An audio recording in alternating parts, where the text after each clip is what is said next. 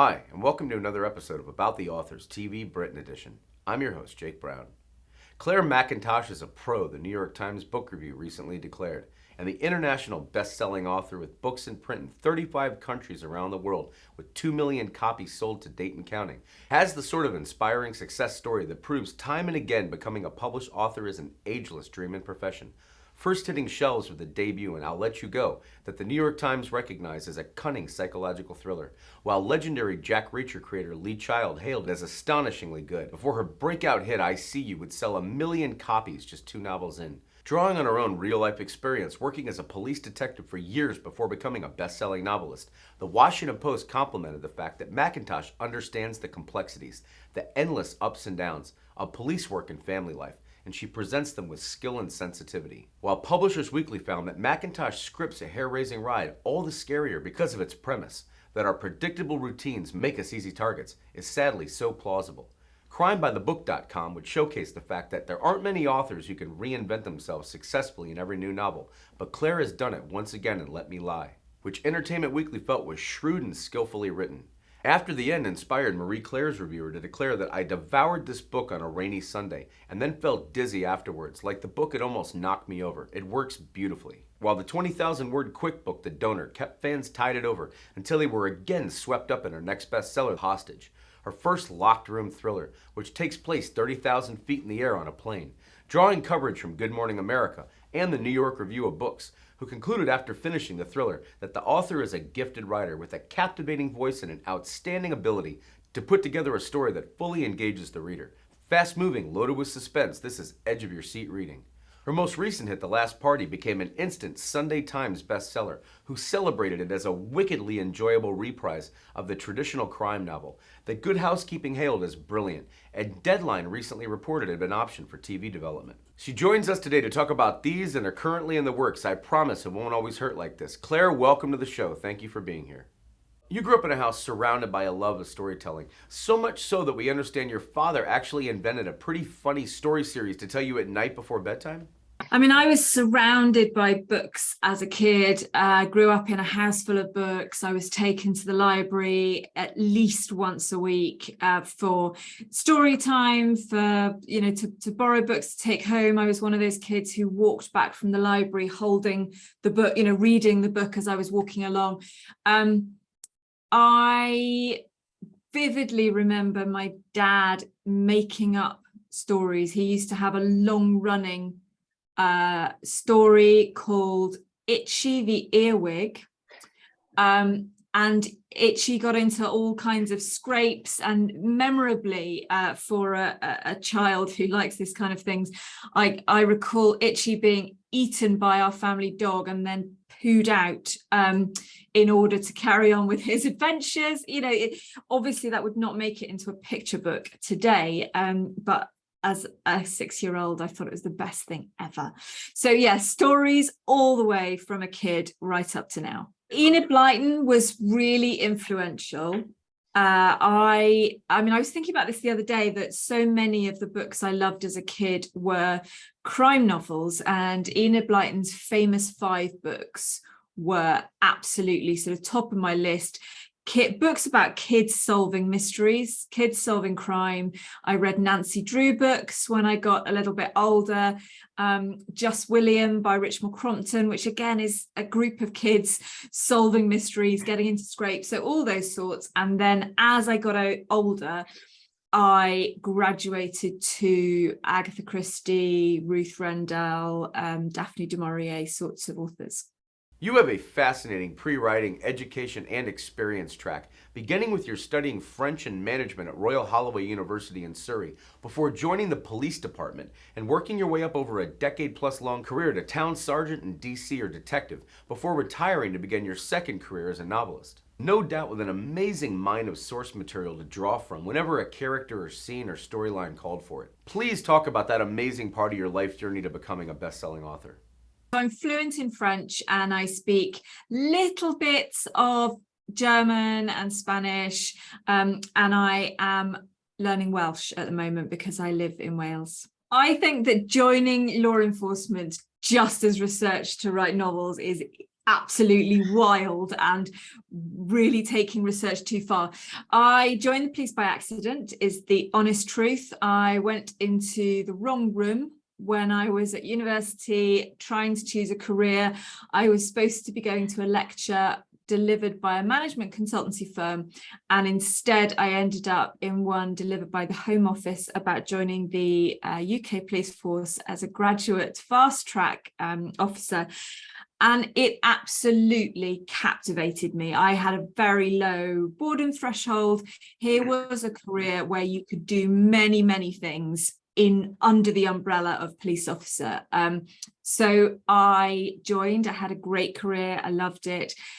And the thing about being a crime fighter turned crime writer is not the plots. And I think that a lot of people feel that I must have this kind of mental Rolodex, this filing cabinet of great plots. And every time I need to write a new book, I go through that and I think, oh, I'll fictionalize that case. And it doesn't work like that. And the reason it doesn't work like that is because most real life crimes are really boring and most real life criminals are really stupid. They're not the moustache twirling villains that we want to read about or watch on TV. Real life just isn't like that. But what the police force gave me was access into the lives of people in all sorts of different situations.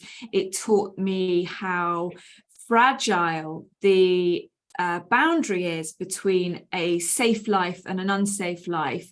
It showed me that bad people do good things and good people do bad things. And that grey area is what I write about. And yes, of course, it makes it much easier to write about a murder investigation when you know how to investigate a murder. I Let You Go caught everyone who read it off guard, beginning with the tragic hit and run that could have happened to anyone the way it did to sculptor Jenna Gray and poor little 5-year-old Jacob's family, moving the Associated Press to run a headline review that promised it melds an intense psychological thriller with a suspenseful police procedural and revels in surprises and twists that will keep the reader off kilter. Author Claire Mackintosh wisely allows her story to breathe as I Let You Go unfolds over a 2-year interval, yet at the same time the story never lags. A shocking twist that comes in the middle enhances the story and forces the reader to reevaluate each character's movements.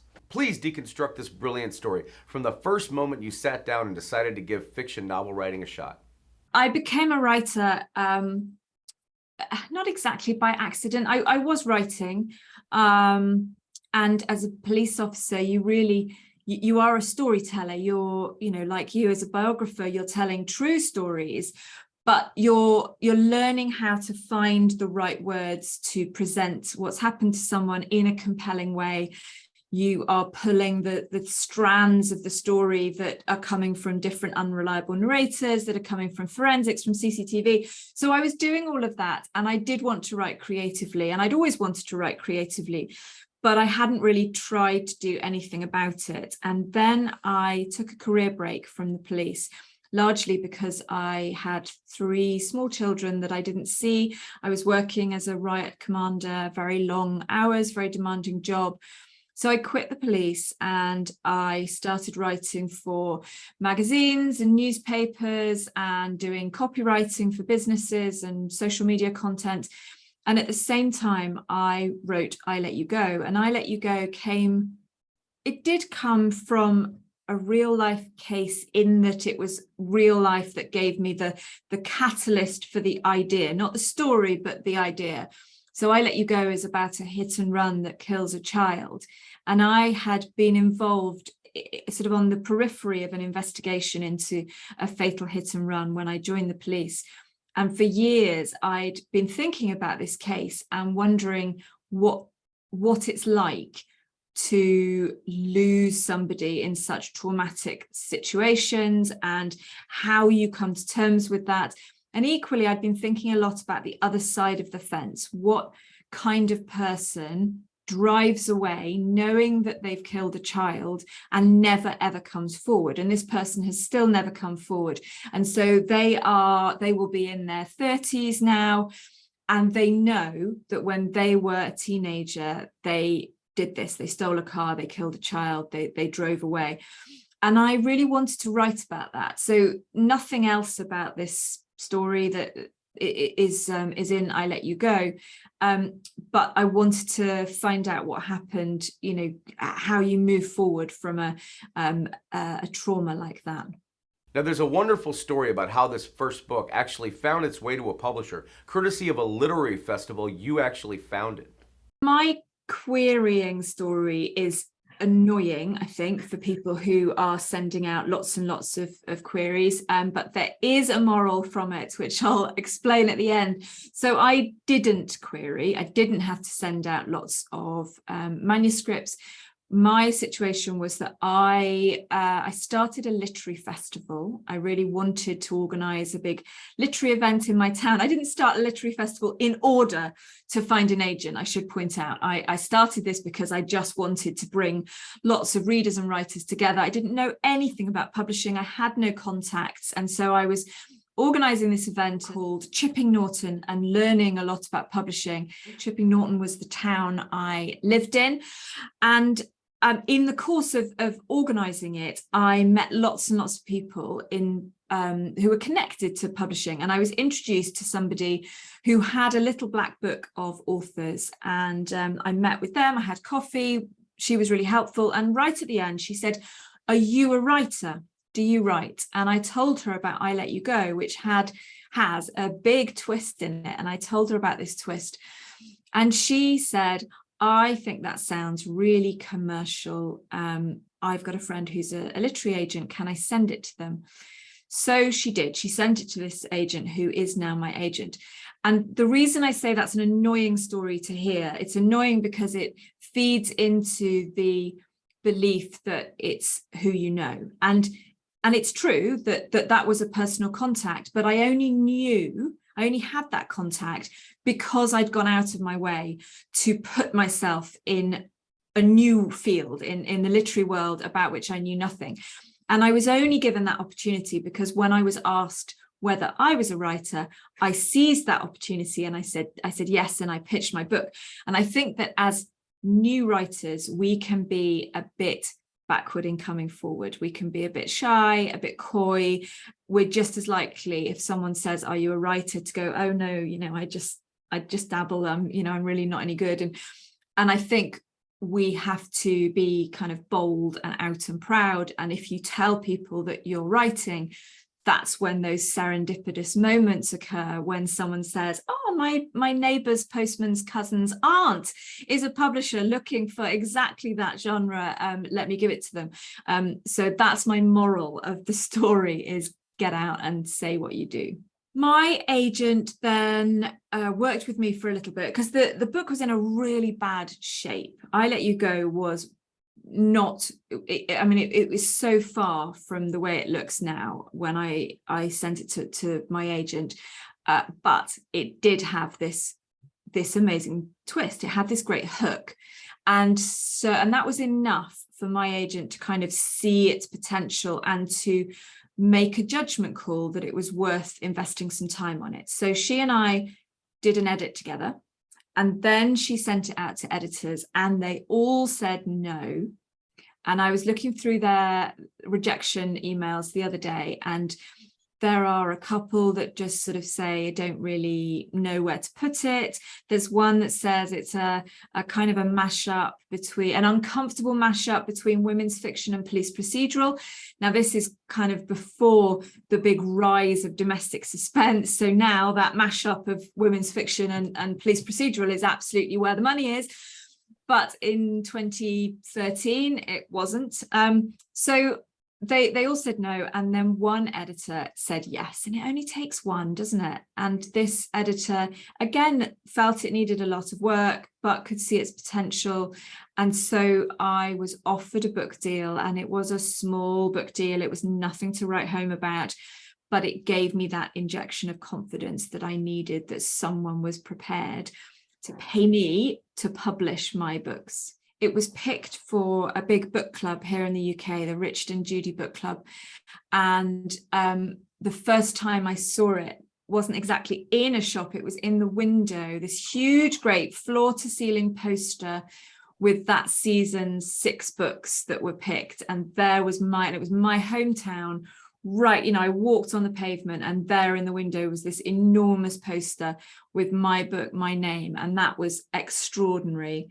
I think the most extraordinary moment for me back in those early days was going to the printers. I went to the printers and I watched the first print run come off the line, and I cried and cried and cried. I don't know what the factory workers made of me. There I was, just wandering through the factory with my high-vis jacket on, sobbing as I look at my just so many thousands of copies of my book all around me. It was incredible. We look forward to airing Claire's full episode in an upcoming season on a streaming network, but for now we're excited to talk with her about her latest release. Every mystery writer eventually attempts their first locked-door thriller. What initially pulled you into that club with The Hostage, which moved the New York Times Book Review to declare at the top of theirs that Mackintosh is a pro, adding that the final scene of the book almost made me sick as I read it. I mean that as a compliment of the highest order. And From the Top focuses, as Good Morning America reported, on Mina, a flight attendant, who gets an anonymous message warning her to comply with directions or risk her daughter's life. When passengers start dying, she has to start making some life-shattering decisions. Did you immediately know you wanted to take this story skyward and trap passengers and readers on a plane for 20 hours? I have wanted to write a locked room thriller for ages, and I was on a long-haul flight to, I think, San Francisco with my family, and it's like 13 hours, but because I was with my kids it felt like 24. And I was watching the flight attendant, and what I love about planes is how you sort of see them almost off duty, when the curtains are closed and they're in the galley, and maybe they're kind of leaning against the side and they're looking through a magazine and they're chatting about their boyfriends, girlfriends. And I love that little glimpse literally behind the curtain. It's like seeing the actors off stage. And I just suddenly thought, what if this flight attendant that I was watching, what if she's dealing with something massive in her life? What if she's being presented with this ultimate challenge, this ultimate dilemma? Does she put the passengers first, or does she put her family first? And so that was always going to be a hostage situation. And that really was a difficult book to write. I loved writing it, but the structure was a challenge. The timeline was a challenge. We've got a 20-hour non-stop flight from London to Sydney. I needed to know, as the author, at any point during that journey, when you look out of the window, is it light or dark? Are we seeing land or sea? So I had to work out, multiple time zones. So there was some real kind of logistics, as well as the layout of the plane and people moving around. So I had a seating plan of this Boeing 777 on my office wall for months. It was also, I think, locked room mysteries they're exciting to write, but they're challenging in their own way, because nobody can enter, no one can leave. You can't suddenly, if the action gets stale, you can't just introduce a new character because you're like 35,000 feet in the air. So it was a challenge. There was quite a lot of research in that one. I've never flown a Boeing 777 before, so I went to fly a simulator with my son, who plays lots of video games, and he was brilliant and I was a disaster. But it was fun. I enjoyed the research, but it was quite hard work. Well, it definitely paid off in the end. You next took readers off to a New Year's Eve celebration in a village gone wrong, the premise for The Last Party, which Deadline recently reported ITV Studios and industry TV executive producer David P. Davis had optioned for TV development. A story that begins with a DC cop investigating the murder of Reese Lloyd, a homegrown hero who's found floating dead in the water on New Year's Day, the morning after the party that brought together a feuding community. The murder leads Morgan to scrutinize neighbors, friends, and family as she attempts to solve a mystery in a town full of secrets. And one the Belfast Telegraph actually reported was accidental in its development as the first in a crime series. What grabbed you early on about these particular characters and fascinating multi-jurisdictional plotline that made you first think about developing it into a series? Everyone I've ever met who comes from a small village feels exactly the same. Okay, they love their village and they love the fact that everyone knows everyone, but they also hate the fact that everyone knows everyone, and you can't hide anything. So it was really fun to write a small town. The Last Party is the first in a series, so this is like a departure for me. I've always written standalones, and now I'm embarking on a series, so I'm thinking about my characters in a different way. What you said earlier about Karen Slaughter and those long-running relationships, I'm now having to think about, because I've got a partnership, a police partnership, but also emotional partnerships that are going to run, and I've got to kind of start thinking ahead.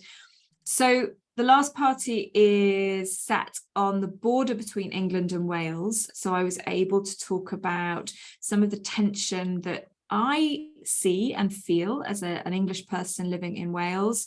I live in a small Welsh-speaking community with a lake, not unlike Mirror Lake or Llyn-Drych, as it's called. It's also quite Agatha Christie-esque in its structure. So we've got a closed cast of suspects, we've got a New Year's Eve party, we've got a body floating in the lake. It's got that kind of classic murder mystery feel, but with a contemporary edge. So it was really fun to write, and I'm enjoying writing the next one now. So because this murder takes place on the border, so the border between England and Wales runs through the middle of the lake, it becomes a cross-border investigation. So on the Welsh side of the lake, which is where the body has washed up, is Detective Constable Ffion Morgan, and she grew up in this area. She's from this small town of Cwm Coed. Everyone knows her as Wild Ffion, they call her, Ffion Wyllt, who grew up there. And she is feisty and independent, doesn't really like working with people, a real rule breaker, but kind of vulnerable underneath. She's quite spiky. She's got no filter. I think she would be a nightmare to work with. And she has to work with her English counterpart, Leo Brady, who is about the same age, a bit older than her, totally different, very calm, very measured, always thinks things through, would never break a rule. If he did, he'd be absolutely eaten up with guilt. Doesn't have much of a backbone, which frustrates Ffion. So the two of them are kind of opposites, even though they're doing exactly the same job. But they've got no choice. They've got to work together. And by the end of the book, they've found a way of working that I think will suit them for many books to come. What is the broader series called? I don't know. So this is the thing, is that I didn't set out to write a series. What happened was I got halfway through this book and Ffion was the loudest, most kind of insistent character I've ever written. She just wouldn't leave me alone. And I emailed my editor and I said, I think I might be writing a series. And my editor emailed back and said, well, I'll be the judge of that. Thank you. But when I sent her the book, she read it and said, yeah, I think you're right. I think Ffion needs, she's got more to say. So I kind of fell into this series. I think we're looking at the Mirror Lake series or the DC Ffion Morgan series. I'm not really sure. I'm just calling it the Ffion series in my head. To be completely honest with you, I'm finding the next book quite hard. And I think it's because I've never written a series before. I feel much as I did when I wrote I See You, after I Let You Go had sold around the world, and I felt this enormous pressure to do the same again. I've got to do it all over again. And I feel like that now. I've the Last Party is has been out in various countries for a while now. It's being well received. It's being adapted for TV. There's quite a lot of sort of excitement around it. And now I feel a bit, I've got to do it again. And of course, the thing about writing a series is if you're not careful, you paint yourself into a corner. So there are things that I've set up in book one that now I've got no choice about. I've got to carry on. So it is challenging, but I am loving it. And right now, Ffion is dealing with a murder that happens in a reality TV show called Exposure, which is being filmed on the mountains above the lake. As an ex-police detective and one who worked with all ranks of law enforcement and got to know them both on the job and behind the badge, what from an advice standpoint, in your opinion, is essential to writing authentic police officers on the page? The most important thing about investigators is to make them human. And this is what I don't see in some crime fiction, is that they assume the character of a slightly stereotypical cop.